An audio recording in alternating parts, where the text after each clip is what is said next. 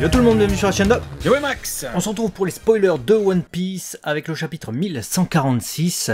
On va spoiler, donc veillez à être au courant que ça va être une vidéo dans laquelle on va révéler pas mal de trucs sur le chapitre à sortir en fin de semaine. Si vous ne voulez rien savoir, c'est pas plus mal, il y a plein de vidéos sur la chaîne, n'hésitez pas à aller les voir, vous avez de beaux programmes avec notamment le début de My Hero Academia Vigilante, nouvelle série qu'on review et c'est pas mal. Il faut regarder. C'est pas mal, il faut regarder ça, il faut aller voir ça si vous voulez nous soutenir. En tout cas, du coup, abonnez-vous pour ne pas louper tout ça et achetez les mangas One Piece, très important chez notre partenaire côté manga.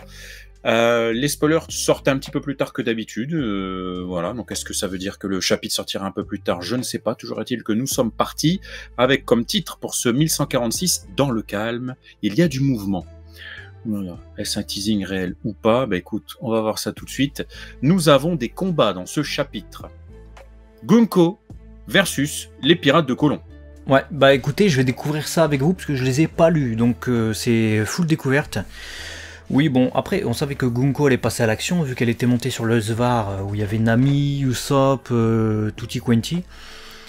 Voilà, bon, les pirates de Colon, oui, les pirates de Colon, c'est eux, quoi, c'est Nami, quoi. Je sais pas si Colon il va faire grand chose. On a Killingham aussi qui va passer à l'offensive versus les professeurs. Ouais. Ça me passionne de ouf, hein. Ça c'est vraiment le combat que j'attendais le plus de One Piece. Je ne regarde que l'arc Elbaf que pour ça, faut savoir. Vraiment, les professeurs, le professeur d'EPS et de mathématiques versus Killingham avec son bocal. Alors là, on va se régaler.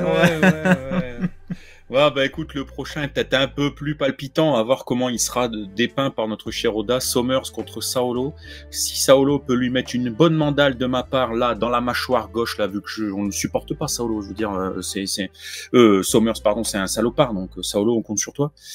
Arrache-lui son slip aussi au si passage. Si tu supportes pas Saolo, alors là... Non, Saolo, on l'a Saolo, on supporte pas ce gars-là. T'imagines.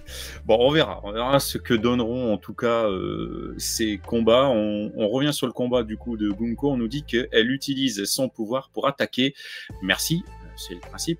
Elle est incroyablement forte. Ouais, Gunko qui va utiliser ses pouvoirs, bah c'est étonnant. On l'avait jamais vu faire, donc.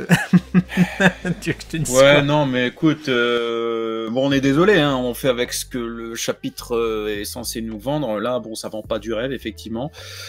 On continue. Usopp lui inflige un coup explosif avec son arme, mais elle se rétablit et régénère complètement ses bras et son corps. Ça, c'est intéressant.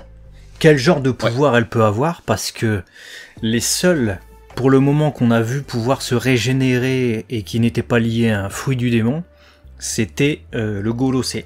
Elle semble avoir un fruit, le fruit de la flèche. Donc, ou le pouvoir de la flèche, je ne sais plus si ça nous est dit. Mais les deux autres, ils ont un fruit du démon.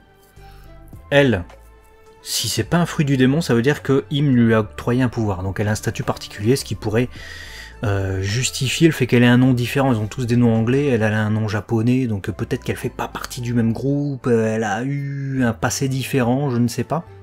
Et si jamais c'est pas ça et qu'elle a bel et bien un fruit du démon, bah c'est quoi? C'est un Logia? Mais un Logia de la flèche, ça veut rien dire, ça, c'est quoi ça? Bah oui, parce que la flèche... Ouais, Bon, en tout cas, ça ouvre de nouveau la théorie qu'on avait soulignée sur le cas Gunko. On se posait des questions sur qui elle pouvait être. Tu viens d'expliquer très justement la nature du nom qui nous a toujours fait nous poser des questions. Le fait que c'est la plus intrigante. Elle a deux couleurs, enfin ses yeux ont deux couleurs différentes. Donc ouais, peut-être qu'elle émane d'une création de on verra. En tout cas, il n'y a pas d'indice sur les spoilers. On aura peut-être plus d'indices visuels. Ça dépendra aussi comment elle se régène. Tu vois, si on a de la fumée noire ou un truc qui nous fait penser à quelque chose de très machiavélique, ou alors est-ce que c'est, tu vois, ça brille, ça fait des paillettes comme un Senzu dans Dragon Ball. J'exagère, mais du coup tu dis ouais, bon, rien à voir avec quelque chose de négatif dans la façon de se régénérer. Bon, à part ça, pas plus d'indices, mais c'est intéressant. C'est intéressant, ça enrichit le cas Gunko. Gunko qui va kidnapper Colon, on nous dit un frère. Ouais, bah, ce que j'avais dit depuis combien de chapitres? Je sais pas, mais pour l'instant, Oda ne nous surprend pas. Hein, si, bah si, il va faire combattre Killingham versus les professeurs. Excuse-moi, on est sur de l'inattendu là, pour le coup, là c'est le gros combat qu'on n'attendait pas. Non, bon, Colon qui va se faire kidnapper, je vous donne déjà ce qui va se passer dans les prochains chapitres, c'est Gaban qui va aller voler à son secours, et alors soit Gaban va voler à son secours, il va péter un câble, il va tout casser pour récupérer son fils, soit Gaban va tenter de voler à son secours, il va se faire interrompre par Summers ou un autre, et il va faire ouais, bouge-toi, ouais, je vais m'énerver. Et là il y a un Mugiwara qui va sauver son fils et il va être reconnaissant. Mais c'est couru on dit dans nos lives quoi. Ouais. Bah ouais, à partir du moment où tu as introduit Gaban et que tu nous fais en fait, moi j'ai pris comme femme une géante et Colon c'est mon fils. Bon, et que t'en as d'autres qui arrivent et qui disent bon, on va capturer les enfants. Tu vas venir. Bon, il y a un moment donné, bon. Bref, on continue. On nous dit que Luffy est toujours en train de manger. C'est-à-dire, c'est attends. Ah oui, lui il est avec Loki et il était en train de lui donner un gros morceau de viande, donc c'est à mon avis c'est pour ça. Donc on va repartir du côté de Loki allongé par terre, et eux ils sont encore insouciants de ce qui se passe de l'autre côté de l'île, quoi. Ouais. Bon, voilà, merci. Killingham bat les professeurs. Bon bah on connaît l'issue de ton cher combat, au moins ça s'éternisera pas, frère. Ouais, c'est bien, ça c'est bien. Ça va soulager tes maux, MAUX. Et on nous dit à la fin que Summers, lui aussi, bat Saulo. Ah, encore heureux, j'ai envie de dire. Hein, parce que, bon, Saulo, il est bien gentil, c'est un ancien marine, il est costaud, il est fort, c'est un géant. Mais, si un chevalier divin n'est pas capable de battre le premier géant venu... Ça la fout mal. Ouais, bah voilà. Pour les nouveaux trucs introduits, quoi. Effectivement, c'est... Bon...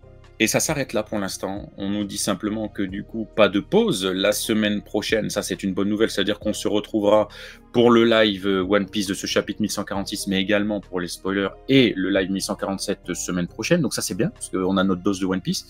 Maintenant, je vais pas te mentir que ça fait longtemps que j'ai pas été aussi peu hypé par les spoilers.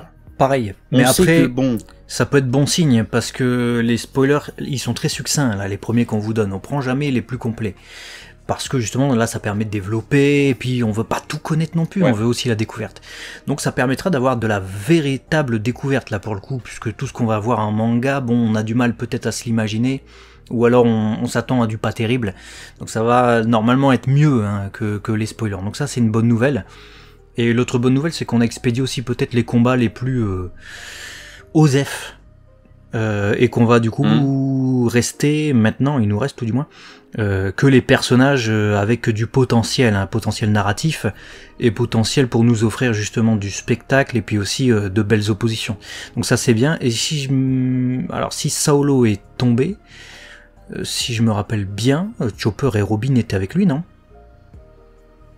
Donc Chopper et Robin pourraient passer à l'action directement contre Summers. Ouais, je crois que t'as raison, il me semble de mémoire que c'est ça aussi, mais alors je peux me tromper, mais je crois, parce que Frankie, elle était avec Lilith. Parce qu'initialement, ils étaient dans sa barbe. Alors ils sont peut-être sortis pour aller sauver les enfants, mais alors, soit Saulo est allé combattre et Robin et Chopper étaient restés, ils sont descendus de sa barbe, on va dire, et il est parti, il a fait, il est parti comme ça, mettre un coup de poing, il s'est fait envoyer au tapis. Soit ils sont encore avec lui, et auquel cas Saulo tombe, eux ils sortent, et là il peut y avoir un autre combat qui est engagé. Ouais, très possible. Bon, en tout cas on aura expédié, comme tu dis, les combats merdiques, au profit de choses certainement plus intéressantes. Voilà, dites-nous dans les commentaires ce que vous avez pensé de cette spoiler, plus court que d'habitude, mais bon, on va pas faire plus long alors qu'on n'a pas beaucoup de masse sur laquelle on peut développer des théories ou des pistes. Voilà. Dans tous les cas, surveillez la chaîne, parce que si vous suivez Vigilante, normalement, quelques heures après cette vidéo, il y a la review de l'épisode 2 de Vigilante, ça j'aime bien. Soyez donc vigilants. À très vite sur la chaîne 2. Ouais. Léo et Max, des bisous. À la prochaine. Ciao.